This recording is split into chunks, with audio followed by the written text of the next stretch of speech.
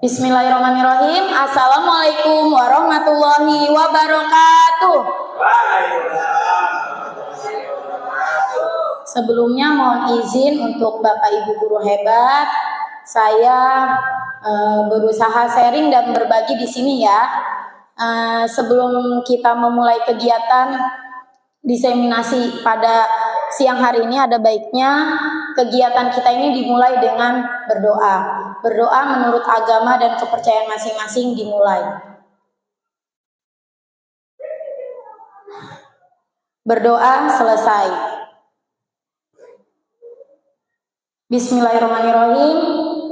Yang terhormat Bapak Kepala SMK Negeri 1 Tambun Utara, Bapak Firdaus B. Selomo, dan yang terhormat Bapak Ibu Wakil Kepala Sekolah, serta yang saya hormati Bapak Ibu guru hebat peserta aksi nyata diseminasi budaya positif modul 1.4 yang insya Allah senantiasa dimuliakan oleh Allah Subhanahu wa Ta'ala.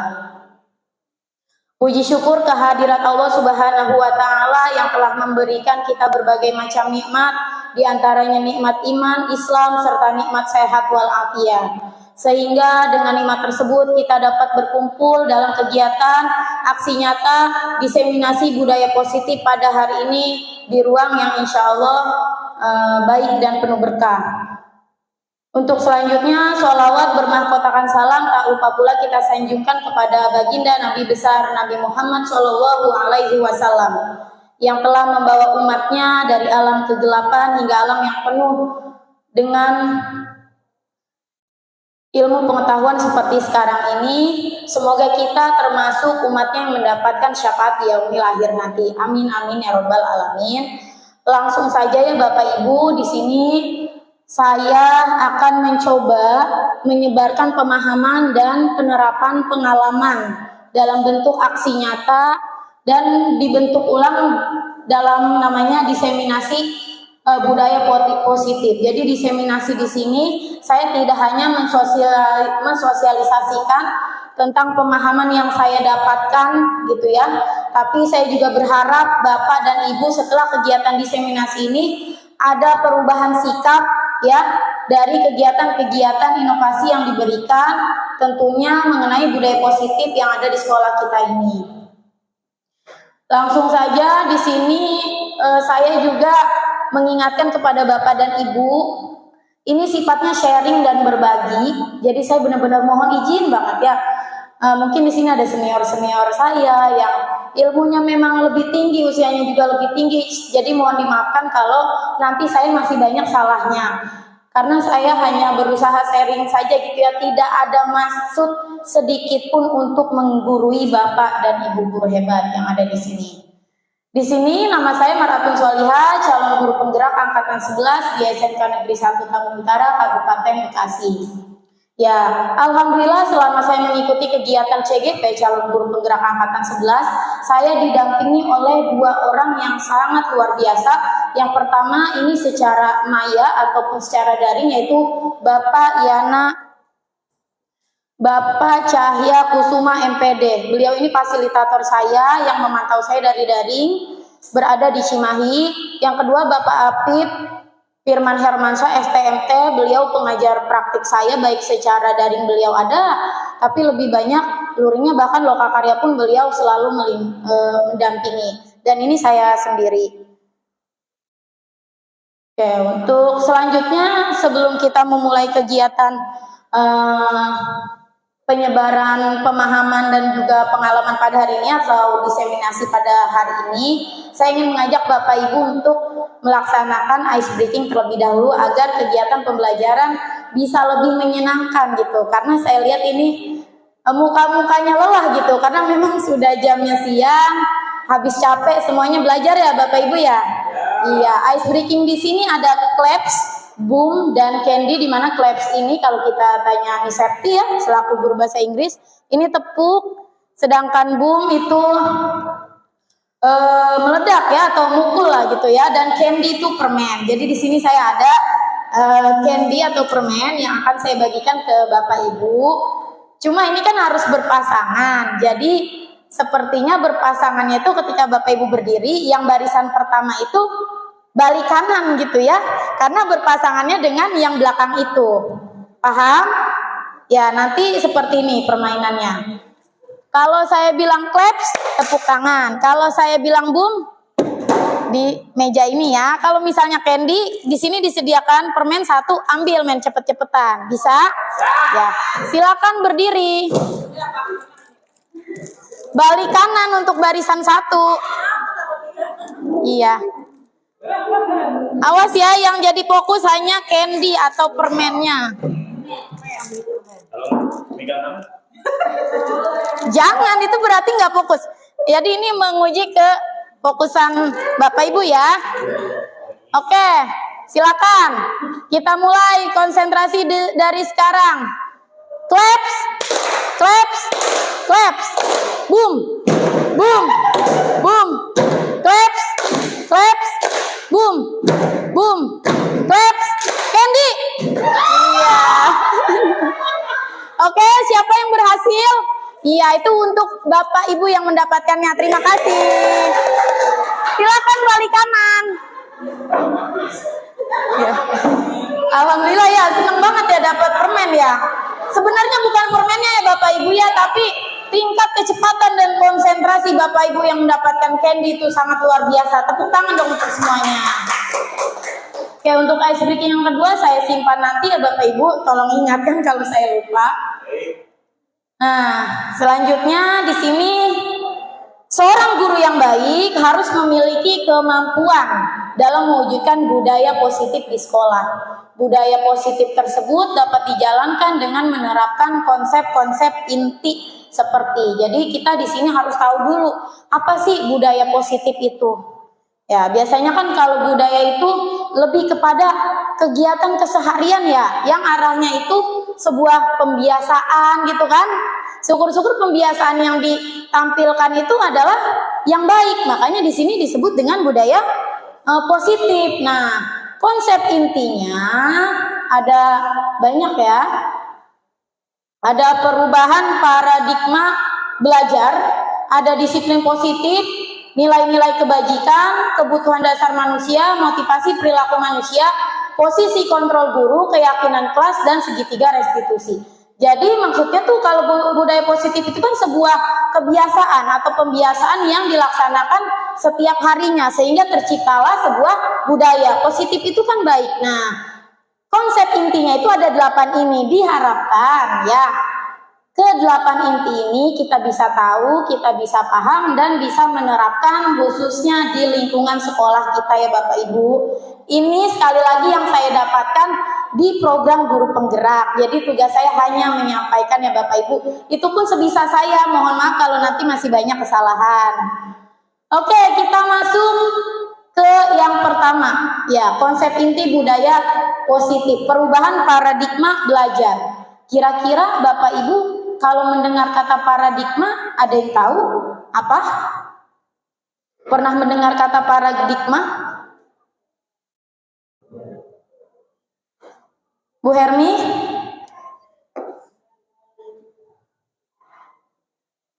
Paradigma, Neng Yaya?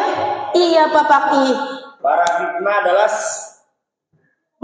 adalah suatu keyakinan atau kepercayaan yang mendasari seseorang dalam melakukan segala tindakan. Iya.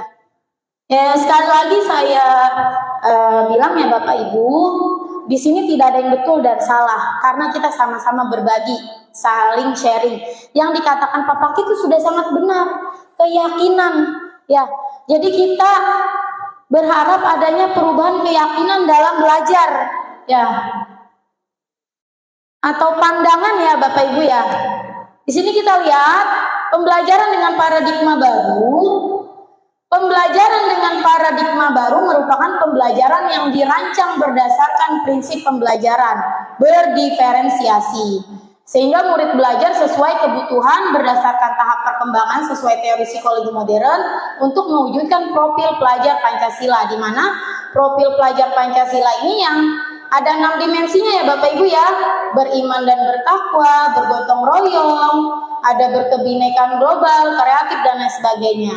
Jadi paradigma atau pandangan kita itu harus bersifat baru, tidak lagi mengajar gitu ya, atau memandang pendidikan itu hanya berpusat pada guru, atau disebutnya dengan apa? Teacher center.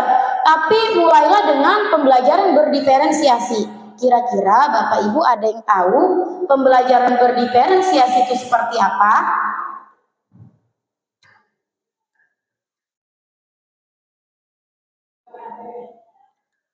Pernah mendengar gitu? Miss Septi, Bu Hermi atau Bu Yaya? Ya, Bu Hermi sepertinya ini sudah sangat siap sekali. Nggak apa-apa, di sini tidak ada yang benar dan salah. Yang penting kita sharing dan berbagi. Pendidikan berdiferensiasi itu pembelajaran yang berpusat pada murid, di mana kita memilah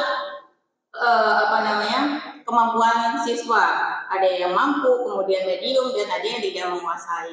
Nah, di situ kita membagi beberapa kelompok sesuai dengan karakter mereka, sesuai kebutuhan pembelajaran mereka, dan sesuai hobi mereka biasanya. Luar biasa, tepuk tangan dong untuk Bu Hermi. Iya, sesuai kebutuhan murid ya. Karena kan tadi kita harus mengubah sudut pandang kita ya, paradigma kita tidak lagi berpusat pada guru, tapi ke murid sesuai kebutuhan murid dan lain sebagainya. Oke, tentunya berdiferensiasi itu ada acuannya ya untuk mewujudkan profil pelajar Pancasila. Nah, di sini ada miskonsepsi tentang teori kontrol. Miskonsepsi itu artinya masih banyak orang yang salah kaprah gitu ya, atau salah pemahaman tentang teori kontrol. Ini kalau saya hapus miskonsepsi tentang teori, nah mendengar kata kontrol, apa yang ada di benak Bapak Ibu tentang kata kontrol itu? Mengatur, iya Miss Putri ya. Jadi masih banyak orang yang miskonsepsi terhadap teori kontrol itu tersendiri. Di sini ada ilusi guru untuk mengontrol murid. Ya mungkin guru berilusi dia bisa mengontrol murid, padahal kan murid karena memang lagi sekolah aja mau dikontrol. Padahal kan muridnya bisa kan mengontrol dirinya sendiri gitu. Jadi ini ada miskonsepsian. Ada ilusi bahwa semua penguatan positif efektif dan bermanfaat. Apakah benar ketika kita melakukan penguatan positif di kelas itu bisa efektif dan bermanfaat? Padahal kan masih banyak kan celah-celah yang lainnya kan. Terus ada lagi ilusi bahwa kritik dan membuat rasa bersalah mampu menguatkan karakter. Misalnya Pak Paki gitu ya, muridnya melakukan kesalahan, kamu nih salah ya, kamu udah buat ibu kecewa. Itu yakin membuat siswanya karakternya berubah? Sepertinya tidak ya Bapak Ibu, yang ada mereka akan makin merasa bersalah. Jadi kita tidak bisa mengontrol itu. Ilusi bahwa orang dewasa berhak memaksa. Nah, ini mentang-mentang dewasa supaya memaksa, padahal kita aja yang dewasa nggak mau dipaksa kan? Iya, semuanya tuh bisa dikontrol. Itu tentang miskonsepsi yang ada di teori kontrol. Ini juga sedikit saya sampaikan, mengubah paradigma stimulus respon ke pendekatan teori. Misalnya stimulus respon tentang dunianya realita atau kebutuhan kita sama, padahal di teori kontrol realita atau kebutuhan kita itu berbeda. Jadi kita bisa melihat dari segi pandang yang lainnya ya. Ini nanti bisa dibaca kembali ya teman-teman. Oke, konsep inti dari budaya positif ya, yang kedua adalah disiplin positif. Kira-kira ada yang tahu makna disiplin itu Bapak Ibu? Yang Ibu tahu aja disiplin itu apa? Kalau positif kan baik gitu ya. Ya pakai Neng Yaya nih. Disiplin itu ya tepat waktu mengikuti peraturan yang ada. Iya betul dong, tepuk tangan dong buat Bu Yaya. Disiplin tepat waktu mengikuti peraturan yang ada. Oke, kita lihat di sini ya. Disiplin positif berasal dari kata disiplina yang artinya belajar, mengacu pada disiplin diri yang memiliki tanggung jawab terhadap apa yang dilakukannya berdasarkan nilai-nilai yang diyakini. Jadi belajar ya Bapak Ibu. Belajar apa? Ya belajar segalanya, yang penting dia tanggung jawab gitu terhadap yang dia pelajari, dan dia punya nilai-nilai keyakinan. Apakah nilai-nilai kebajikan, kejujuran, tepat waktu, dan sebagainya. Sedangkan kalau kita sambungkan dengan kata positif, disiplin positif, merupakan salah satu cara penerapan disiplin yang bertujuan untuk menambahkan kesadaran serta memberdayakan murid tanpa imbalan penghargaan, ancaman atau hukuman. Contoh, misalnya siswa kalau misalnya pakaiannya rapi, dia kan disiplin kan dalam rapi, seharusnya timbul dari dirinya itu kewajiban dia, tanggung jawab dia biar rapi. Jangan kalau rapi nanti dikasih permen nih sama Bu Marsa, atau nanti dihukum sama BK Bu Yaya. Enggak seperti itu. Jadi diharapkannya disiplin positifnya tuh keluar, timbul dari dirinya. Nah, sebagai pendidik ini kita ya Bapak Ibu guru bertujuan menciptakan murid yang memiliki disiplin diri sehingga mereka berperilaku mengacu pada nilai-nilai kebajikan universal. Nanti nilai-nilai kebajikannya akan saya spill ya, dan memiliki motivasi intrinsik dalam perubahan perilaku ke arah yang lebih baik. Jadi motivasi dia dalam berdisiplin itu harus dari dirinya sendiri, jangan dari pihak lain, pihak luar gitu ya. Dan tentunya yang diyakini itu adalah nilai-nilai kebajikan, bukan karena dapat hukuman atau imbalan.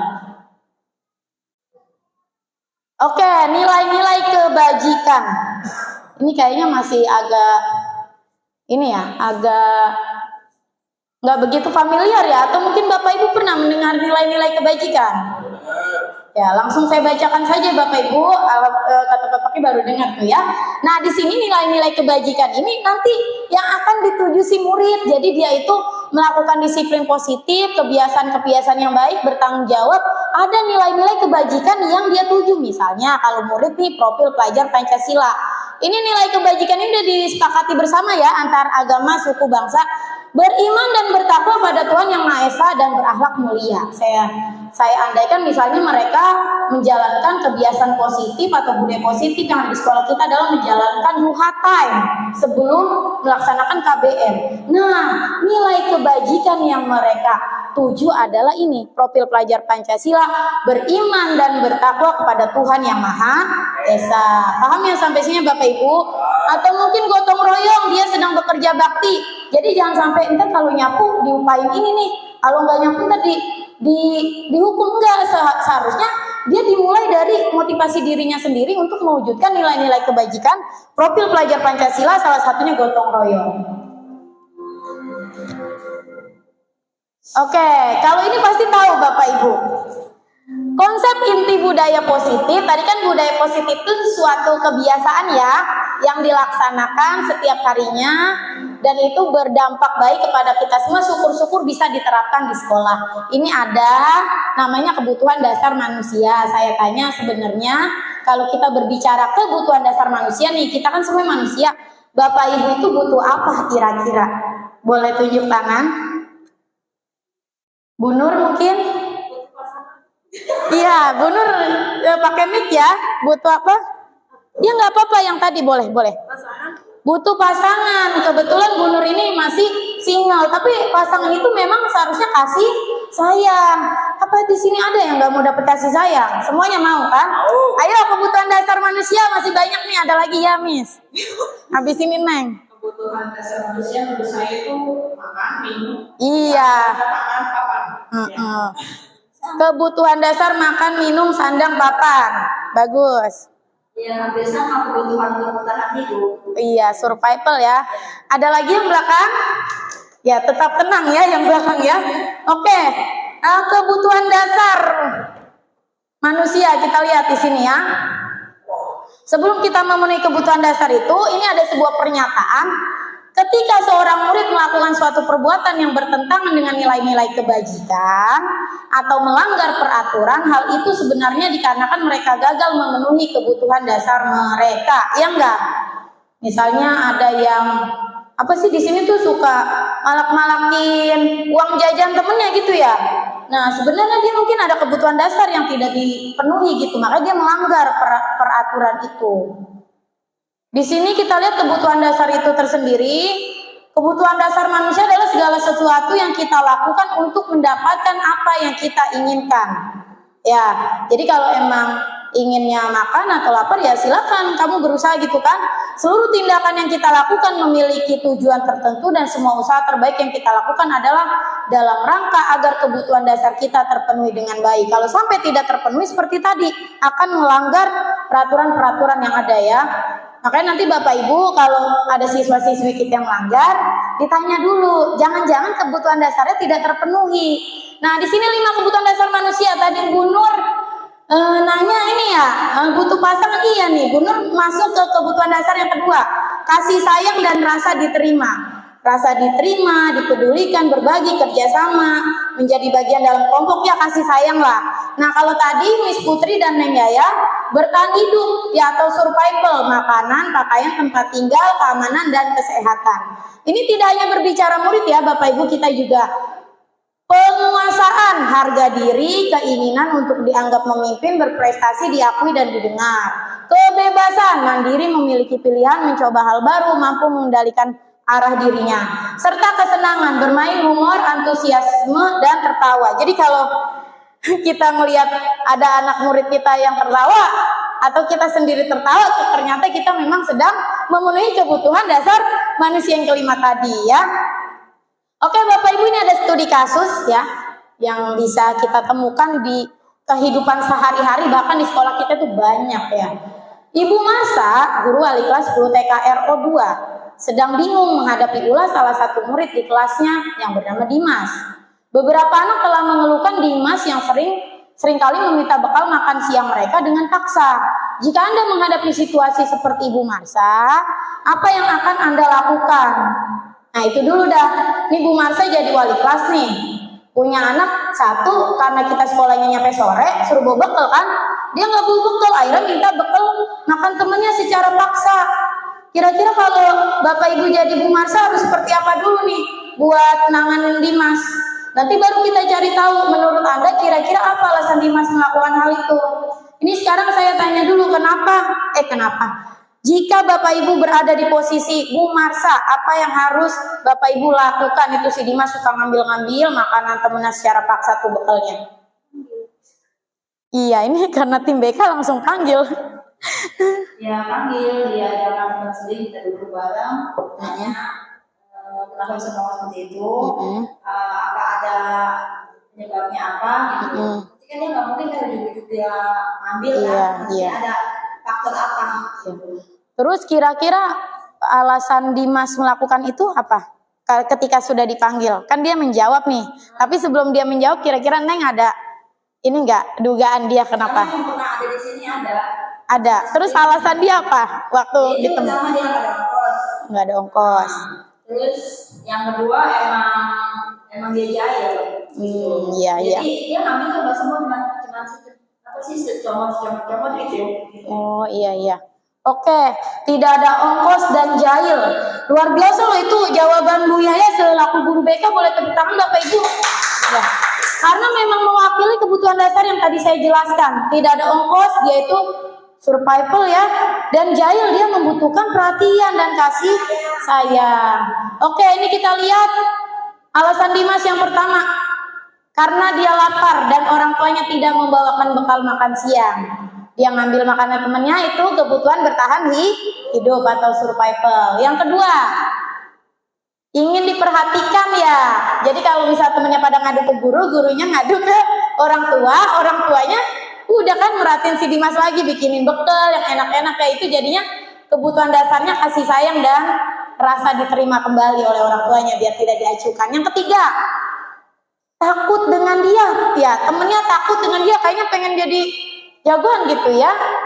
Ini butuh kekuasaan, ternyata kebutuhan dasarnya si Dimas tuh ingin ditakuti dan temennya biar pada nurut. Ada premanismenya dikit ya. Yang keempat, merasa bosan. Mungkin pas mau dibawain bekal, emaknya lauknya itu lagi, akhirnya dipilihlah bekal itu tidak dibawa.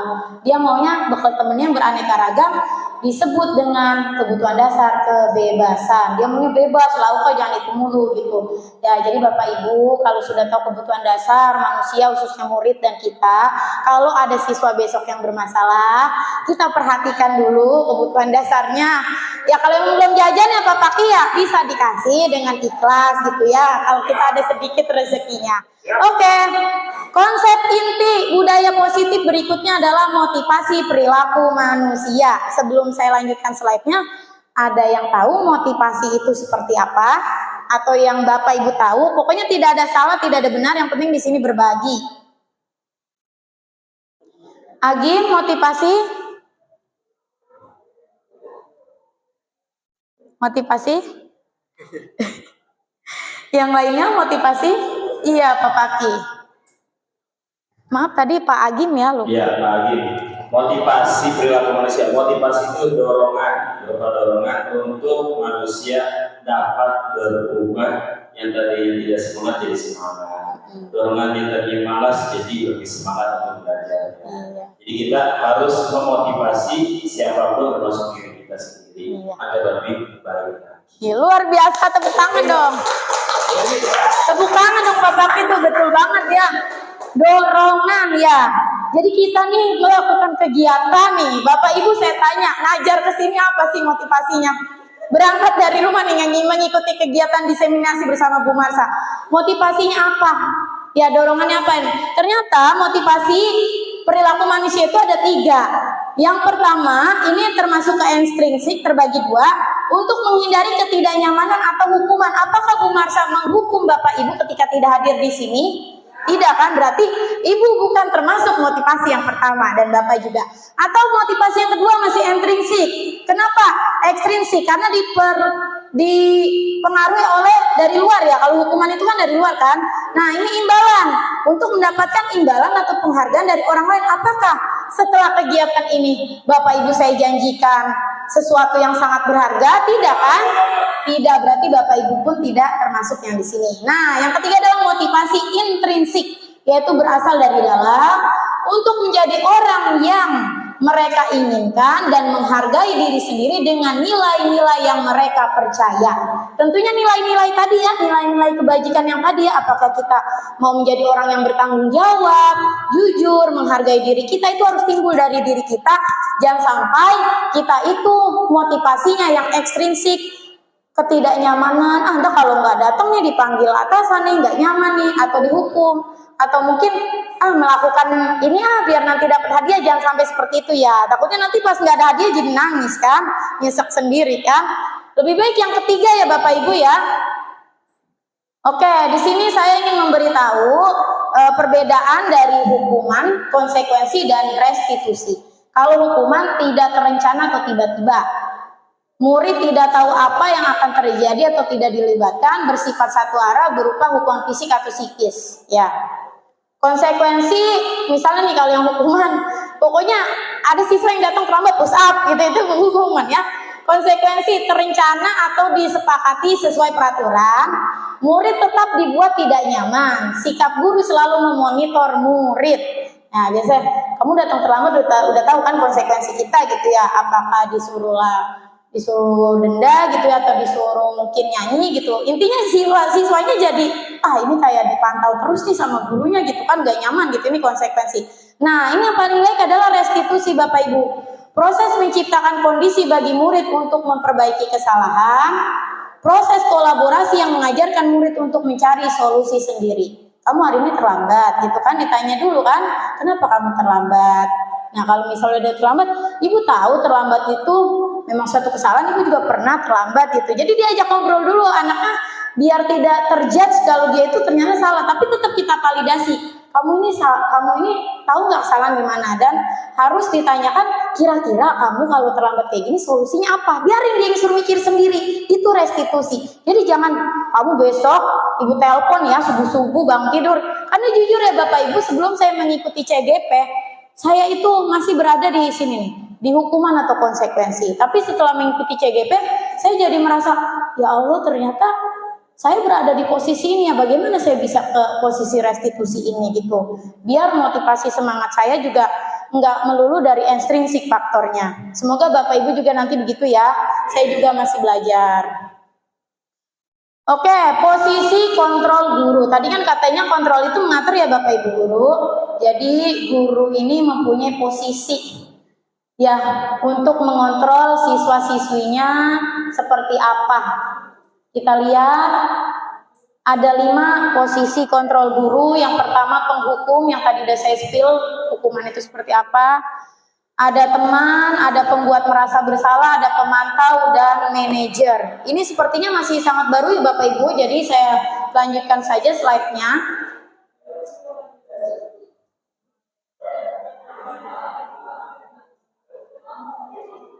Ya, bentar ya. Ini nggak ada ya. Dah. Ini ada contoh penerapan 5 posisi kontrol guru kasusnya siswa tidak memakai atribut lengkap saat upacara bendera. Nah, ini papakin nih ke siswa nama Neng Yaya nih, BK. Biasanya kan muter terus itu pas upacara. Ternyata ada yang nggak pakai topi atau dasi mungkin.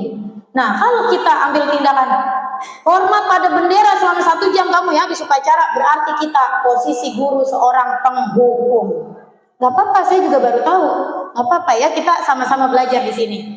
Atau gini, beberapa kali ibu atau bapak harus memberitahu kamu selalu saja mengecewakan ibu sama bapak. Ibu mah sebel, kamu gak tahu ya ibu capek. Pokoknya intinya tuh guru jadi curhat dan berceramah. Ini disebut pembuat merasa bersalah. Jadi anaknya, aduh saya udah bikin sedih Bu Marsa nih gitu kan. Merasa bersalah tuh, berarti kita posisi gurunya pembuat merasa bersalah. Terus ada lagi, ayo dong ikuti aturan sekolah, tolong bantu ibu bapak ya sekali ini ya. Ya udah tidak apa-apa, lain kali jangan sampai berbuat seperti ini ya. Lagi oke tos gitu kan. Nah itu kan bahasanya santai banget ya. Itu kita sebagai teman. Ya itu siswa banyak tuh yang seneng kalau kita jadi teman. Cuma memang kadang mereka lupa batasan ya, mana teman dengan teman, mana teman dengan guru. Ada lagi kita itu posisinya pemantau. Kamu sudah melanggar peraturan sekolah, kamu tahu konsekuensinya. Setelah upacara kamu beli atributnya ke koperasi dan jangan diulangi lagi. Jadi kalau pemantau itu membuat siswa itu tidak nyaman, ya hampir mirip dengan konsekuensi tadi. Terus kalau pemantau itu kayak sales ditanya-tanya, kamu dari mana gitu kan? Ibu kalau digituin nyaman nggak? Nggak nyaman nggak? Abis dari mana? Kan dia jawab juga gimana kan? Nah itu kita pemantau dan saya pernah di posisi ini Bapak Ibu. Nah ini yang diharapkan setelah saya mengikuti CGP ini, diharapkan kita berada di posisi control manager. Apakah kamu tahu kesalahanmu gitu ya? Jadi kalau dia salah, jangan langsung sebut kesalahannya. Panggil dulu baik-baik. Kita tanya, kamu tahu nggak kamu salah apa? Biarin dia ngomong aja. Kira-kira bagaimana kamu memperbaiki kesalahan kamu kalau kamu udah salah itu? Jadi dia yang berbuat salah, terus dia yang nemuin juga solusinya. Nah, ini paling enak manajer ya Bapak Ibu ya. Semoga siswa-siswi kita bisa dikontrol dengan posisi guru yang manajer. Oke, maaf ada sedikit kuis ya. Bapak Ibu diminta untuk menjawab gitu. Posisi kontrol apakah aku? Kamu tidak pernah benar melakukannya. Ada yang bisa menjawab? Ya ini kayak lebih ke penekanan. Ya lebih ke penekanan. Penghukum, siapa tuh yang jawab? Bertiga, Bu Hermi, Bu Yaya, sama Miss Septi. Betul ya. Oke, lanjut. Posisi kontrol apakah aku? Ini kayak class option ya. Iya, class option. Saya kecewa sekali dengan kamu. Pembuat merasa bersalah. Iya, ini dari tadi tim ibu-ibu ya, luar biasa ya. Oke, lanjut lagi. Ayolah, lakukan demi bapak atau ibu.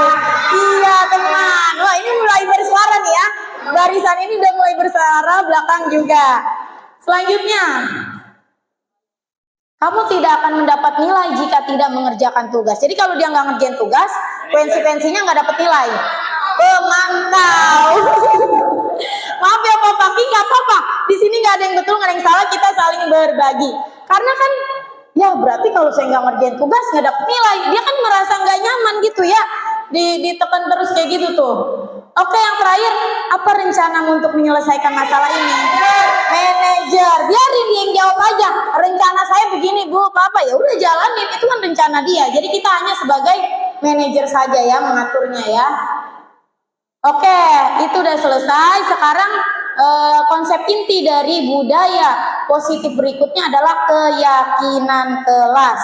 Ini masih baru juga ya Bapak Ibu, tapi kita pernah ya dikasih tahu sama kurikulum tentang keyakinan kelas ini, walaupun masih meraba-raba, nggak apa-apa, sama-sama belajar di sini.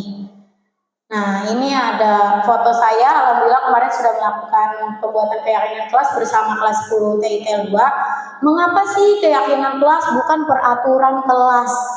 Ada yang bisa membedakan keyakinan kelas dengan peraturan kelas. Nggak apa-apa yang Bapak Ibu tahu saja.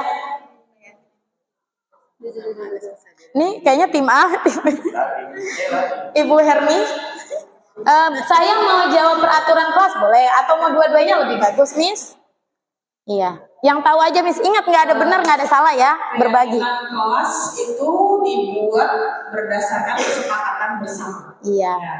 Jadi ini kayaknya bagusnya nih sebelum di awal pelajaran itu harusnya dibuat keyakinan. Pas tahun ajaran baru, iya. Pas tahun ajaran baru dibuat keyakinan kelas dulu.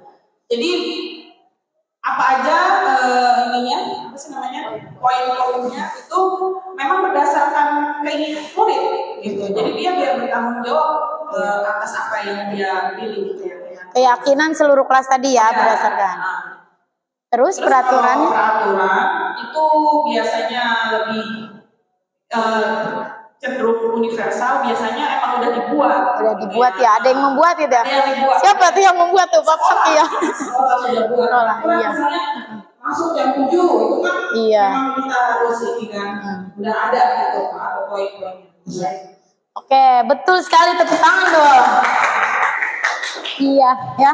Jadi kalau keyakinan kelas itu dia bersifat dua arah antara siswa dan guru ya, dan diyakini secara bersama-sama. Sedangkan kalau peraturan memang sudah dibuat biasanya oleh satu orang bersifat satu arah, apakah guru atau atasannya, yang nggak mungkin siswanya ya, Bapak Ibu ya.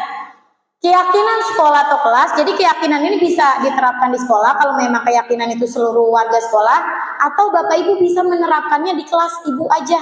Namanya nanti keyakinan kelas. Kalau kemarin kan kita pas IHT sama Bu Ais ada keyakinan sekolah ya semuanya ya. Nih guru berperan dalam mewujudkan terbentuknya keyakinan sekolah atau kelas dengan adanya kesepakatan antara guru dan murid. Jadi jangan sampai muridnya aja gitu yang bersepakat, tapi gurunya juga dilibatkan. Nah, di sini ada dokumentasi pembentukan keyakinan kelas. Benar tadi kata Miss ya. Ini pertama bersifat abstrak. Jadi Bapak Ibu ketika saya membagikan kertas plano ini ke anak-anak, mereka jawabannya lucu-lucu. Benar-benar lucu dan itu nggak apa-apa, ditampung aja. Yang penting kita arahkan, kamu mau punya keyakinan kelas apa untuk mendisiplinkan di kelasmu, yang boleh dilakukan, yang tidak boleh dilakukan. Tapi kan yang namanya anak-anak kayak gitu ya, pas ditempel tetap aja ada tulisannya yang minta ganti guru matematikanya lah, apa itu kan seharusnya kan itu mah lebih ke pelajaran gitu ya. Walaupun saya tahu di sini bukan Bu Hermi guru matematikanya ya. Oke, ada yang berupa pernyataan universal. Jadi nanti bersifat abstrak ini kita rubah secara bersama-sama lebih universal atau umum. Bahkan kita rubah lagi ke pernyataan positif. Misalnya kalau siswa gini, tidak boleh buang sampah. Itu pasti dia buang sampah. Karena yang dia ingat tidak boleh itu kan. Tapi kita rubah ke kalimat positif, buanglah sampah pada tempatnya. Jadi yang dia ingat tuh buang sampah gitu. Jadi jangan sampai ada kata yang negatif ya Bapak Ibu ya.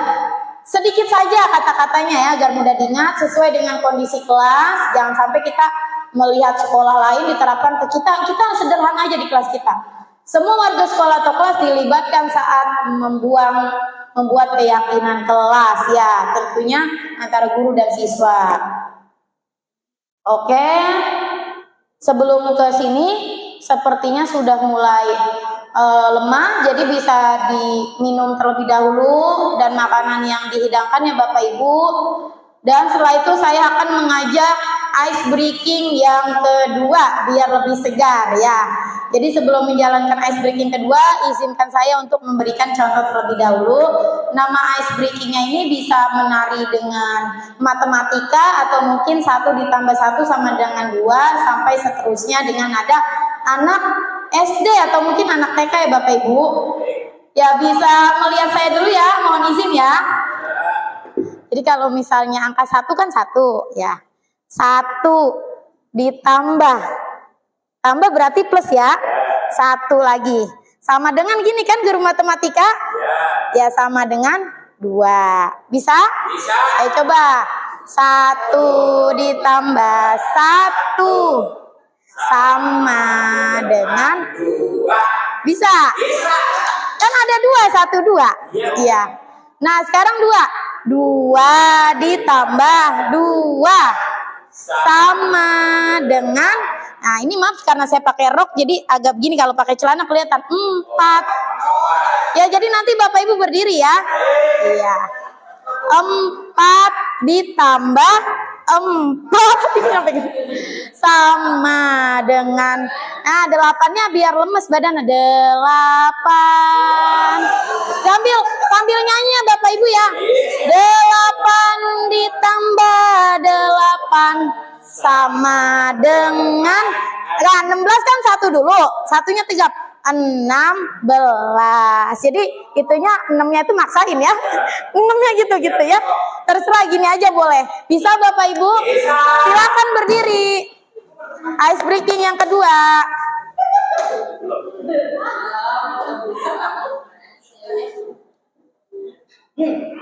Dah, 1, 2, 3.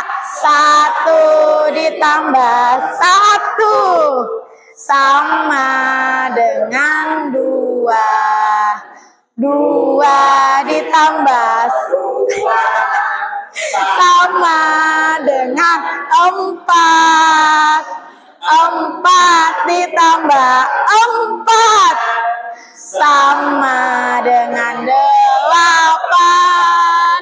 8 ditambah 8 sama dengan 16. Oke, tepuk tangan untuk kita semuanya. Luar biasa, gimana? Udah ceria lagi, udah seger lagi. Ya, silakan sambil dimakan, diminum ya hidangan yang disediakan. Ini agak ini ya Bapak Ibu, materinya nih yang terakhir agak masih sangat di awang-awang buat kita ya, tapi saya yakin untuk tim BK itu sudah ada gambaran ya Bu Yaya ya. Segitiga restitusi, karena memang banyak yang belum tahu, langsung aja saya bacakan tentang segitiga restitusi ini.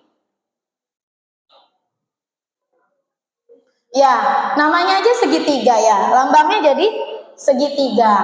Kita lihat suatu proses dialog yang dijalankan oleh guru agar dapat menghasilkan murid yang mandiri dan bertanggung jawab. Nih, proses dialog itu kan tadi seperti posisi kontrol guru yang manajer ya, ajak ngobrol.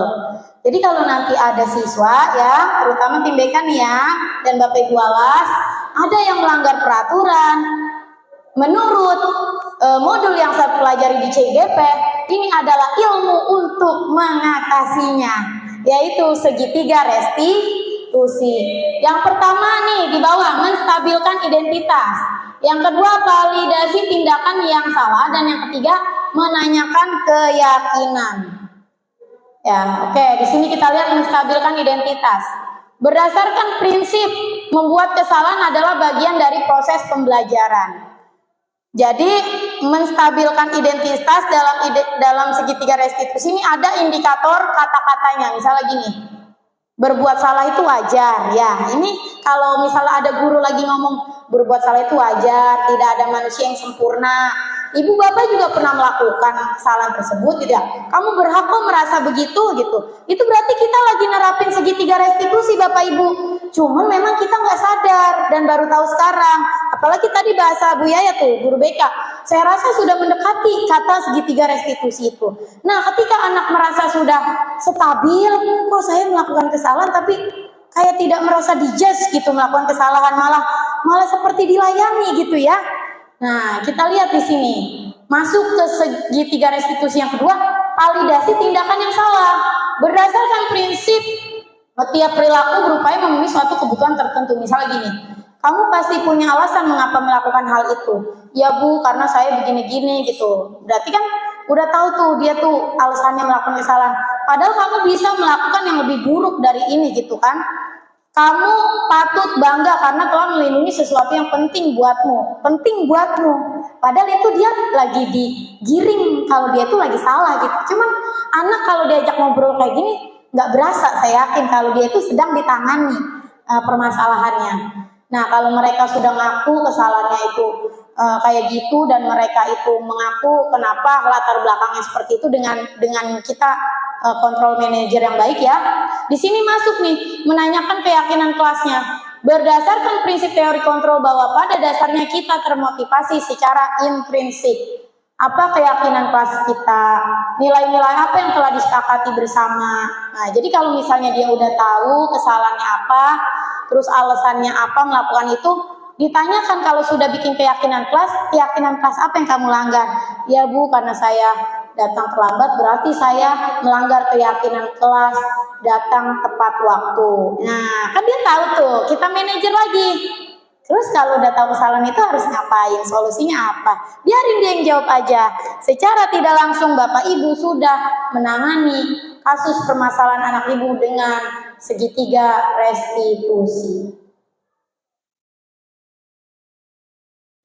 Ya, ini ya, maaf. Selanjutnya, karena tadi judulnya apa ya?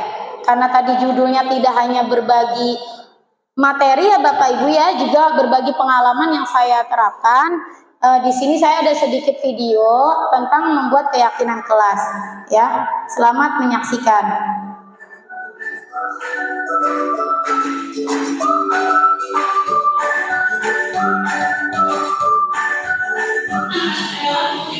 Mungkin fotoin gini.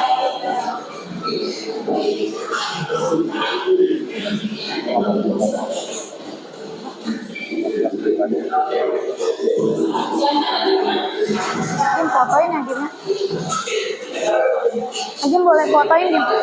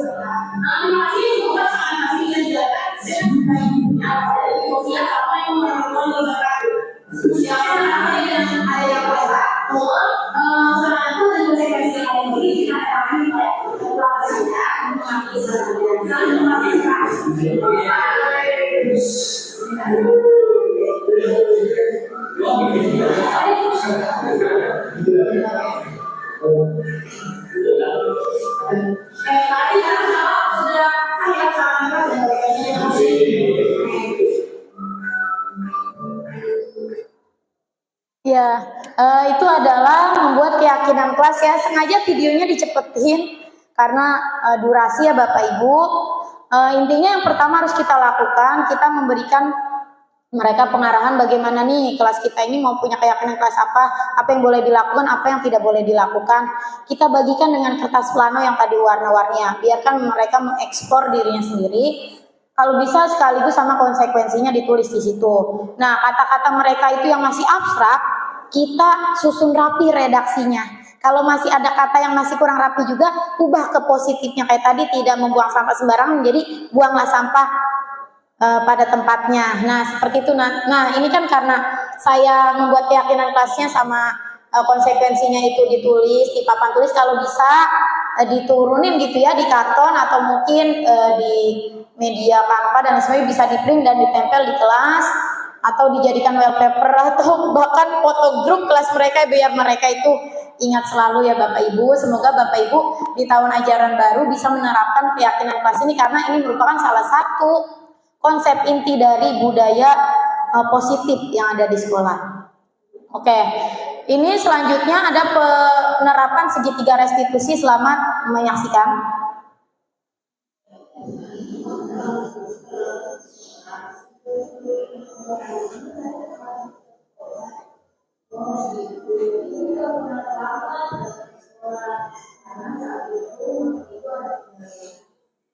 Kalau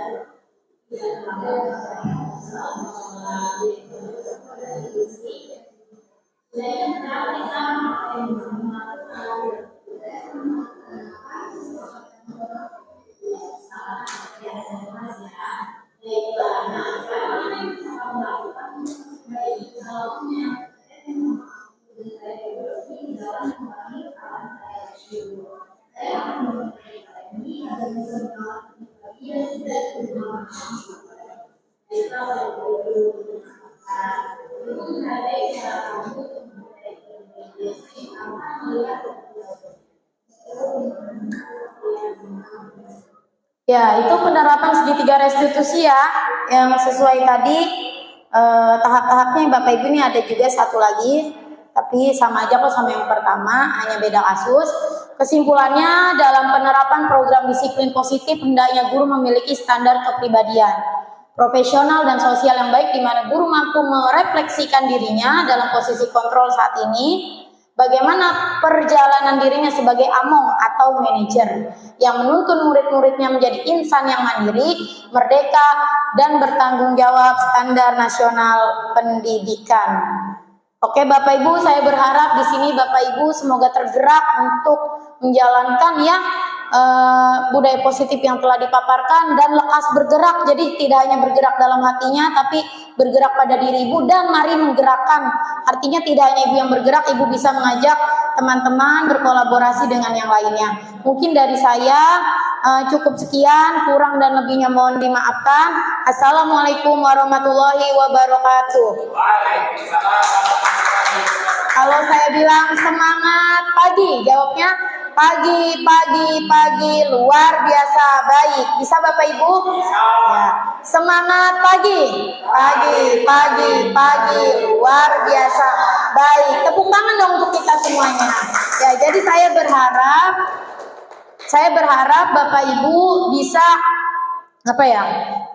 bisa mempunyai semangat seperti di pagi hari yang senantiasa untuk menjalankan budaya positif yang telah saya paparkan. Mungkin dari Bapak Ibu ada yang ingin menyampaikan kesan-kesannya gitu mengikuti kegiatan hari ini, boleh? Iya, silakan Pak Paki. Ya, baik, terima kasih atas kesempatannya. Alhamdulillah. Agim foto kasih Pak Mirwan, foto. Ya. Foto. Ternyata sangat dapat wawasan yang baru yang selama ini kita laksanakan, ternyata berbeda dari segi namanya. Yang pertama. Yang kedua, terima kasih juga untuk Ibu Maratun Soleha dari CGP Angkatan 11 yang sudah membuka wawasan kami tentang apa itu segitiga restitusi gitu kan. Karena kita nggak hanya perlu menghukum siswa dengan cara yang kaum zaman kolonial, ya, dengan yang menghukum push-up dan lain sebagainya. Ternyata ada langkah yang lebih baik lagi, ya kan, yang itu namanya segitiga restitusi. Hanya saja kita belum begitu familiar untuk mengerjakan dan menjalankannya. Alhamdulillah banget dengan adanya program guru penggerak ini, kita sedikit demi sedikit terbantu dengan hal-hal wawasan yang baru. Semoga bisa diikuti oleh rekan-rekan sejawat lainnya untuk bisa ikut di CGP angkatan berikutnya. Dan yang terakhir dari saya, semoga pembebasan ini bisa berdampak luas khususnya bagi Bu Maratun Soleha dan umumnya bagi kami di lingkungan SMK Negeri 1 Taman Utara. Mungkin itu yang bisa dapat saya sampaikan. Kurang lebih mohon maaf. Assalamualaikum warahmatullahi wabarakatuh. Waalaikumsalam.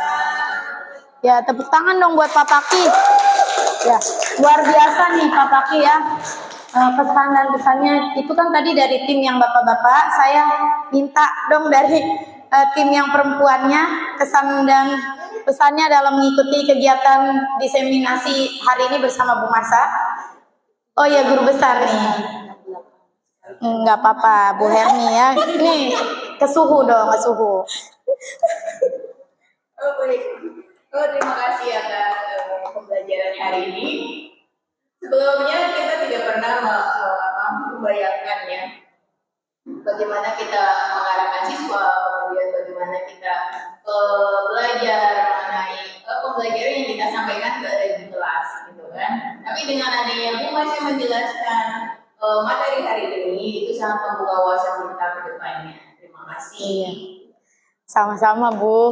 Bapak Ibu yang lain pasti saya yakin sama ya. Karena saya juga Bu berterima kasih kepada CGP gitu, karena ternyata saya ini masih sangat banyak kekurangan gitu. Cuman mungkin ya memang harus ada jalan gitu untuk mencari kebenarannya, dan mohon maaf juga saya juga masih belajar. Jadi bukan berarti saya di sini serba bisa semua gitu, enggak ya Bapak Ibu ya. Sama-sama saling belajar. Ada lagi yang ingin menyampaikan pesan dan kesannya, Pak Sur? Gimana? Apakah senang ada di sini? Ya, alhamdulillah senang dan banyak wawasan, terutama dengan guru saya. Hakim, itu Pak Mira. Dalam menangani siswa dan gimana caranya kita kasus-kasus yang ada di sekolah bisa selesaikan dengan baik. Iya. Ya, ada dengan fisik ya, dengan luar fisik. Iya. Kita terima kasih. Assalamualaikum warahmatullahi wabarakatuh. Waalaikumsalam warahmatullahi wabarakatuh. Tepuk tangan dong untuk kita semuanya. Ada lagi Bapak Ibu? Jika tidak ada mungkin bisa dicukupkan. Ya, dari saya sekali lagi mohon maaf yang sebesar-besarnya dan mengucapkan ribuan terima kasih kepada Bapak Ibu guru yang telah meluangkan waktunya untuk kegiatan aksi nyata diseminasi budaya positif hari ini. Cuma di sini ya Bapak Ibu, saya ingin memberikan sedikit gambaran kepada Bapak Ibu bahwasanya walaupun kita itu apa ya, kayaknya nggak yakin gitu bisa melakukan sesuatu, tapi insya Allah dengan kita berkolaborasi, dengan kita mau belajar, itu semuanya ternyata menjadi sangat mudah. Ya jujur ya Bapak Ibu, saya itu ikut CGP karena memang niatnya itu selain ingin mencari ilmu gitu yang baru, saya juga sebenarnya ada rasa keminderan gitu, gimana dengan kemampuan saya yang kurang. Ternyata pas di CGP ini saya diperkenalkan dengan kolaborasi. Ya, salah satu nilai dan peran guru penggerak. Alhamdulillah di sini ditemukan oleh Bapak Ibu guru hebat yang mau membantu saya di sini. Ya, mungkin tanpa Bapak Ibu saya tidak bisa berdiri di sini dengan sebaik ini gitu ya, menurut versi saya. Saya doakan Bapak Ibu semoga di CGP berikutnya itu CGP 12 Bapak Ibu ada yang mau mendaftar gitu ya, mendaftar dan berhasil lulus dan sukses gitu, sehingga yang mempunyai agen-agen perubahan seperti saya ini tidak hanya saya, tapi kan ada Bu Dewi, ada Bu Iis dan Bu Ais ya, karena memang baru sedikit sekali di kita, mengingat guru kita itu kurang lebih ada 80 guru ya. Semoga dengan Bapak Ibu bisa mengikuti, nah Bapak Ibu tuh bisa menjadi agen perubahan minimal nih ya Bu, minimal buat diri kita. Sebenarnya kan itu tadi kan bergerak, menggerakkan kan, ya minimal buat diri kita dulu. Nanti kalau kita sudah bisa gitu ya, tergerak, dan kita mau bergerak gitu untuk diri kita, mengajak teman-teman kita berkolaborasi, syukur-syukur bisa membawa perubahan yang baik untuk kelas kita minimal, terus maksimalnya untuk sekolah kita ini. Ya, jangan kapok ya Bapak Ibu untuk mengikuti diseminasi kegiatan hari ini. Oke, karena memang durasinya sudah cukup, sebelum kita menutup kegiatan hari ini, karena tadi di awal kita buka dengan doa, maka diakhiri dengan doa juga ya. Berdoa menurut agama dan kepercayaan masing-masing dimulai.